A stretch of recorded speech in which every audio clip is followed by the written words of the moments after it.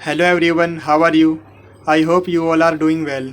तो आज की ये वीडियो उन सभी स्टूडेंट्स के लिए काफ़ी ज़्यादा यूज़फुल होने वाली है जिन स्टूडेंट्स के पास बीए प्रोग्राम में हिंदी सब्जेक्ट है। हिंदी सब्जेक्ट के अंदर अगर उनके पास हिंदी क यानी हिंदी ए है तो आज की ये वीडियो उन सभी स्टूडेंट्स के लिए काफ़ी ज़्यादा इंपॉर्टेंट होने वाली है, क्योंकि हिंदी सब्जेक्ट के अंदर उन्हें एक बुक पढ़नी होती है जिसका नाम है हिंदी भाषा और साहित्य। इस बुक को काफ़ी सारे स्टूडेंट्स सेमेस्टर फर्स्ट में पढ़ते हैं एंड बहुत सारे स्टूडेंट्स ऐसे होते हैं जो कि इसे सेमेस्टर सेकंड में पढ़ते हैं। तो आज की ये वीडियो उन दोनों ही सेमेस्टर के स्टूडेंट्स के लिए काफ़ी ज़्यादा यूज़फुल होने वाली है, क्योंकि आज की इस वीडियो में हम इसका जो यूनिट सेकंड है जिसका नाम है हिंदी साहित्य का इतिहास, इसे कंप्लीट डिस्कस करने जा रहे हैं। एंड इसके अलावा एज़ यू नो हम अपनी वीडियो में आपको सिर्फ़ और सिर्फ इम्पोर्टेंट कंटेंट ही पढ़ाते हैं जो कि आपके एग्ज़ाम के पॉइंट ऑफ व्यू से काफ़ी ज़्यादा इंपॉर्टेंट होते हैं। उन्हीं टॉपिक को कवर करते हैं जिनसे अक्सर आपके एग्ज़ाम में क्वेश्चन पूछे जाते हैं। तो ठीक इसी तरीके से आज की इस वीडियो में भी हम यूनिट सेकंड के जो दो सबसे इम्पोर्टेंट टॉपिक्स हैं उनको डिस्कस करने जा रहे हैं, जो है भक्ति काल और रीति काल। यूनिट सेकंड के अंदर अगर आप इन दो टॉपिक को अच्छे से समझ गए, इन दो टॉपिक को अगर आपने अच्छे से कवर कर लिया, देन आपके एग्ज़ाम में जो भी क्वेश्चन आएगा जिस भी लैंग्वेज में आएगा आप उसका आंसर इजीली दे पाओगे। एंड इसके अलावा इस यूनिट के अभी तक आपके जो एग्ज़ाम में प्रीवियस ईयर क्वेश्चन पूछे गए हैं उन सभी क्वेश्चंस को डिस्कस करेंगे, सो दैट आपको एक आइडिया हो जाए कि अभी तक आपके एग्ज़ाम में किस किस टाइप से इस यूनिट से क्वेश्चन पूछे गए हैं। एंड इसके अलावा अगर कोई अलग लैंग्वेज से भी पूछा जाएगा तो भी आप उस क्वेश्चन को अच्छी तरह से अंडरस्टैंड हो पाओगे, उसके साथ उसका आंसर अच्छे से दे पाओगे और आपके मार्क्स ऑटोमेटिकली इंक्रीज़ हो जाएंगे। तो बिना टाइम वेस्ट करते हुए हम बढ़ते हैं अपने वीडियो की तरफ। तो सबसे पहले हम बात करने वाले हैं भक्ति काल के बारे में। देखिए, भक्ति काल को हम दो कैटेगरी में डिवाइड कर सकते हैं, जिसके अंदर जो पहली कैटेगरी है वो है निर्गुण भक्ति और जो दूसरी कैटेगरी आती है वो है सगुण भक्ति। भक्ति काल के अंदर दो कैटेगरी है, निर्गुण भक्ति और सगुण भक्ति। और जर्नली आपसे निर्गुण भक्ति के बारे में ही पूछा जाता है आपके एग्ज़ाम में, निर्गुण भक्ति को एक्सप्लेन कीजिए, लेकिन आपको दोनों की ही नॉलेज होनी चाहिए। तो चलिए हम बात कर लेते हैं कि अभी तक आपके एग्ज़ाम में भक्ति काल से किस किस टाइप से क्वेश्चन पूछे गए हैं। इसमें पूछा गया है भक्ति काव्य की प्रमुख प्रवृत्तियों का वर्णन कीजिए। इसमें भक्ति काव्य के बारे में हमें एक्सप्लेन करना है, उसकी प्रमुख प्रवृत्तियों के बारे में। तो इसके अंदर आप दोनों ही कैटेगरी को अच्छे से एक्सप्लेन करोगे, सगुण भक्ति को भी एक्सप्लेन करोगे आप और जो दूसरा है निर्गुण भक्ति, उन दोनों को ही एक्सप्लेन करोगे। एंड इसके अलावा जैसे कि मैंने आपको बताया था, जनरली आपके एग्जाम में निर्गुण भक्ति के बारे में ही पूछा जाता है। तो निर्गुण भक्ति की विचारधारा पर टिप्पणी कीजिए, इस पर आपको टिप्पणी लिखनी है। एंड इसके अलावा भक्ति काल की निर्गुण काव्य धारा का परिचय दीजिए। तो कुछ इस तरीके से अभी तक आपके एग्ज़ाम में क्वेश्चन पूछे गए हैं भक्ति काल से रिलेटेड। जो भक्ति काल का टॉपिक है उससे रिलेटेड अभी तक आपके एग्ज़ाम में कुछ इस टाइप से क्वेश्चन पूछे गए हैं। तो चलिए अब हम बात कर लेते हैं कि हमें अपने आंसर्स को किस तरह से एक्सप्लेन करना है सो दैट हम अच्छा स्कोर कर सकें अपने एग्ज़ाम में। आदिकाल के बाद भक्ति काल आया, जिसने हिंदी भाषा के जो साहित्य है उसका विकास किया। एंड जैसा कि मैंने आपको बताया, भक्ति काल ईश्वर की आराधना के रूप में विकसित हुए और भक्ति काल को हम दो कैटेगरी में डिवाइड कर सकते हैं, निर्गुण भक्ति और सगुण भक्ति काव्य धारा। सबसे पहले इसके अंदर हम बात करने वाले हैं सगुण भक्ति के बारे में। देखिए, सगुण भक्ति के अंदर क्या होता था, जो लोग मूर्ति की पूजा करते थे, यानी कि उनके अकॉर्डिंग जो ईश्वर है उसका रंग रूप होता है एंड वो उसकी मूर्ति बनाकर उसकी पूजा करते थे, भजन करते थे, कुछ इस तरीके से वो अपनी आराधना करते थे। सगुण भक्ति के बारे में इसके बारे में एक्सप्लेन किया गया है। सगुण भक्ति काव्य धारा में कवियों ने ईश्वर के सगुण रूप की भक्ति की है, जिसके अंदर कवियों ने ईश्वर के रूप, गुण और आकार की कल्पना की है। इसके अलावा लोगों ने ईश्वर की मूर्तियाँ और चित्र आदि को बनाकर ईश्वर की आराधना यानी कि पूजा करते थे इस टाइम पीरियड में। और यदि साधारण शब्दों में कहा जाए तो सगुण भक्ति काव्य धारा में ईश्वर के सगुण रूप भक्ति की जाती है, जिसमें ईश्वर की मूर्ति या चित्र बनाकर उनकी पूजा की जाती है, जैसे कि मैंने आपको बताया। तो अब हम बात कर लेते हैं निर्गुण भक्ति के बारे में। तो चलिए अब हम बात कर लेते हैं निर्गुण काव्य धारा के बारे में, जहाँ से अक्सर आपके एग्जाम में क्वेश्चन पूछे जाते हैं। तो देखिए, जो निर्गुण काव्य धारा है वो सगुण काव्य धारा का जस्ट अपोजिट है। सगुण काव्य धारा में जो ईश्वर है उसकी मूर्ति बनाकर, चित्र बनाकर उनकी पूजा की जाती थी, लेकिन इसमें इसका जस्ट उल्टा है। निर्गुण काव्यधारा के अकॉर्डिंग जो ईश्वर है वो निराकार है, उसका कोई आकार नहीं है और वो सर्वव्यापी है, यानी कि यूनिवर्सल है, सभी जगह है। तो आइए इसे थोड़ा सा और डिटेल में समझ लेते हैं।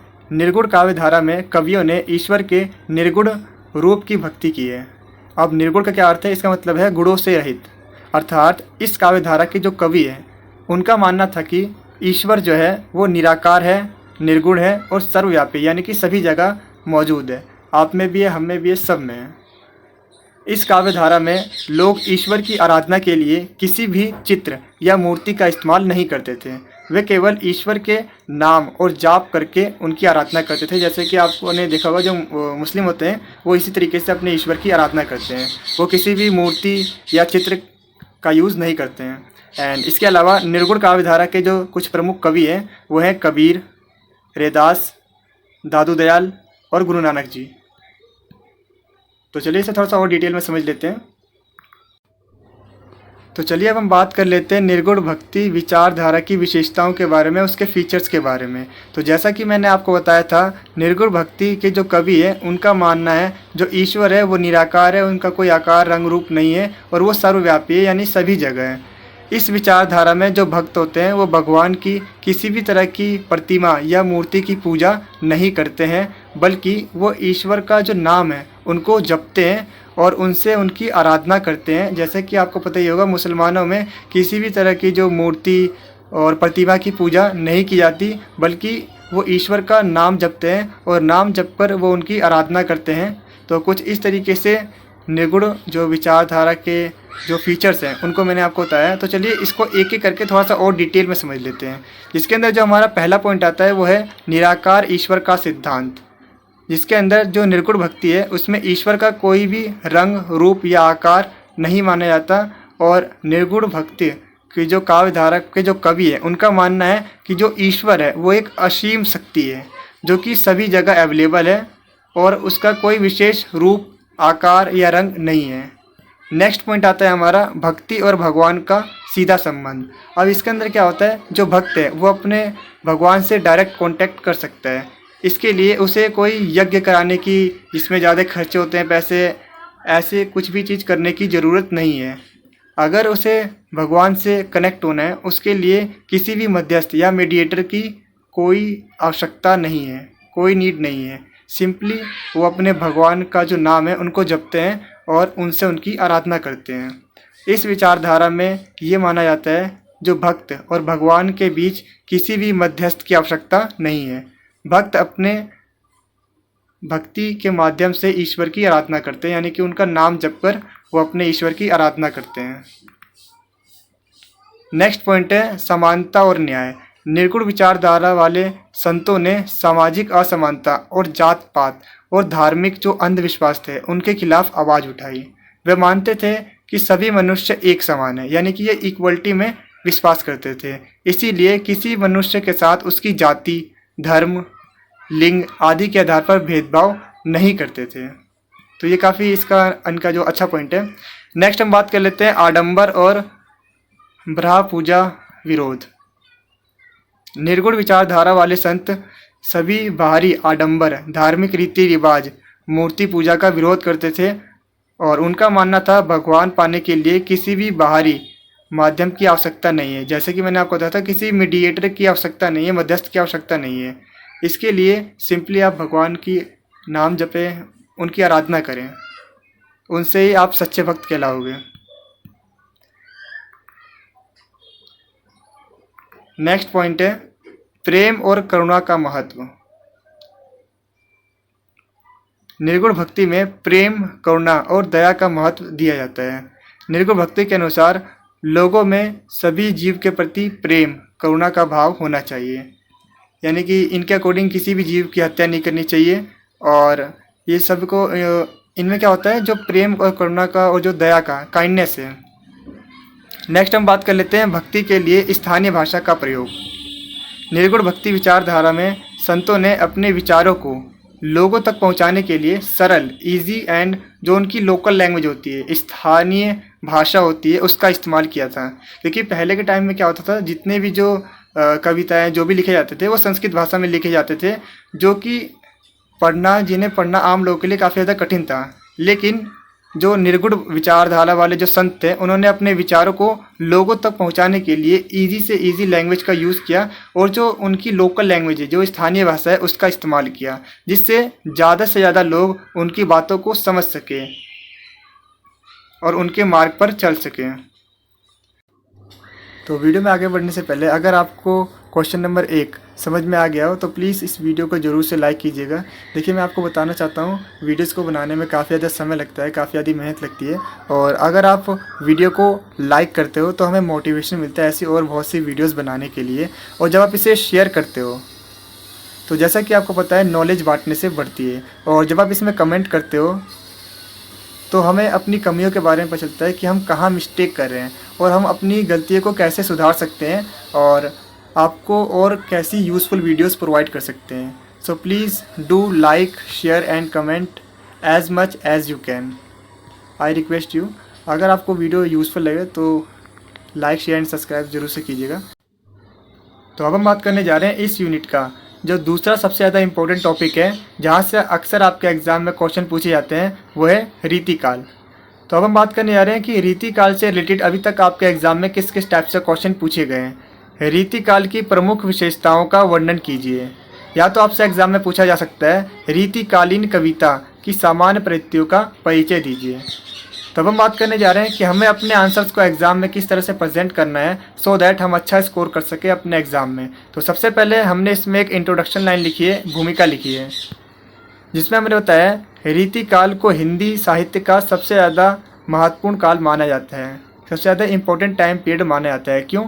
क्योंकि रीतिकाल के समय इस टाइम पीरियड में हिंदी भाषा के नए नए कवि और नए नए विचारधाराओं का उदय हुआ था, जिसने हिंदी साहित्य को समृद्ध करने में महत्वपूर्ण भूमिका निभाई, एक इम्पोर्टेंट रोल अदा किया था। इसीलिए इस टाइम पीरियड को काफ़ी ज़्यादा इम्पोर्टेंट माना जाता है। तो अब हम बात कर लेते हैं रीतिकाल की विशेषताओं के बारे में, उसके फीचर्स के बारे में। तो इसके फीचर्स के अंदर जो हमारा पहला पॉइंट आता है वो है नियमों और परंपराओं का पालन। तो इस काल में सबसे ज़्यादा जो प्रमुख जो इसकी विशेषता है, उसके फीचर्स है, वो क्या है कि इस टाइम के जो कवि थे वो नियमों और परंपराओं का पालन करने पर विशेष ध्यान दिया करते थे। नेक्स्ट है श्रृंगार रस की प्रधानता। तो इसके अंदर बेसिकली जितने भी जो कवि थे उन्होंने संयोग और वियोग को काफ़ी ज़्यादा व्यापक रूप से प्रयोग किया है। रीतिकाल में नायक नायिका का प्रेम, उनका मिलन और उनके वियोग पर विशेष महत्व दिया है। यानी कि इस तरीके से आप कह सकते हो श्रृंगार रस की इसमें प्रधानता रही है। इसमें जितने भी जो कवि थे उन्होंने प्रेम के बारे में बताया गया है और वियोग के बारे में बताया, उनको एक्सप्लेन किया है। तो इसका जो थर्ड पॉइंट है वो है नायिकाओं के विभिन्न प्रकारों का वर्णन। रीतिकाल के कवियों ने अलग अलग प्रकार के नायिकाओं का वर्णन किया है। नेक्स्ट अब हम बात कर लेते हैं अलंकारों का प्रयोग। रीतिकाल के जितने भी जो कवि थे उन्होंने अपने कविताओं में अलंकारों का काफ़ी ज़्यादा इस्तेमाल किया था, जैसे कि उपमा, रूपक, अनुप्रास और यमक अलंकार का इस्तेमाल किया गया था, जो कवियों ने कविताओं को और भी अधिक सुंदर और आकर्षक यानी कि अट्रैक्ट करने के लिए बनाया था। नेक्स्ट पॉइंट है ब्रज भाषा का प्रयोग। तो रीतिकाल के जितने भी जो कवि थे उन्होंने अपनी कविताओं में, अपनी रचनाओं में ब्रज भाषा का इस्तेमाल किया था। कल्पना शक्ति का अभाव। तो देखिए इस टाइम के जो कवि थे उनमें कल्पना शक्ति का अभाव था, यानी कि वो इमेजिनेशन वाली जो कविताएं थे वो नहीं लिखते थे, जो रियल टाइम की है उनको एक्सप्लेन किया करते थे, उनकी कविताएं लिखा करते थे।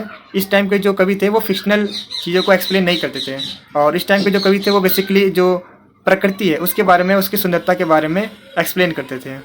तो इस टाइम जो कवि थे उन पर जो कल्पना शक्ति है, जो इमेजिनेशन है, उनकी पावर कम थी, वो रियल टाइम की चीज़ को ही एक्सप्लेन किया करते थे। नेक्स्ट है भावनाओं का अभाव। रीतिकालीन कविताओं में भावनाओं का अभाव देखने को मिलता है, और इस टाइम के जो कवि है उन्होंने प्रकृति की सुंदरता को एक्सप्लेन किया है, उसके बारे में वर्णन किया गया अपनी कविता में। अब हम बात कर लेते हैं जो रीतिकालीन के कुछ प्रमुख कवि हैं उनके बारे में बात कर लेते हैं, जो कि है केशवदास, बिहारी, देव, भूषण और बाकी अन्य जो कवि हैं उनके बारे में बताया गया है। और इसकी PDF अगर आप डाउनलोड करना हो तो हमने वीडियो के डिस्क्रिप्शन बॉक्स में PDF का लिंक प्रोवाइड किया है, आप वहाँ से आसानी से डाउनलोड कर सकते हो। तो अगर आपको ये वीडियो यूजफुल लगे तो आई रिक्वेस्ट यू प्लीज़ इसे 2 दोस्तों के साथ जरूर शेयर कीजिएगा जिनको इनकी नीड हो। Thanks for watching this video.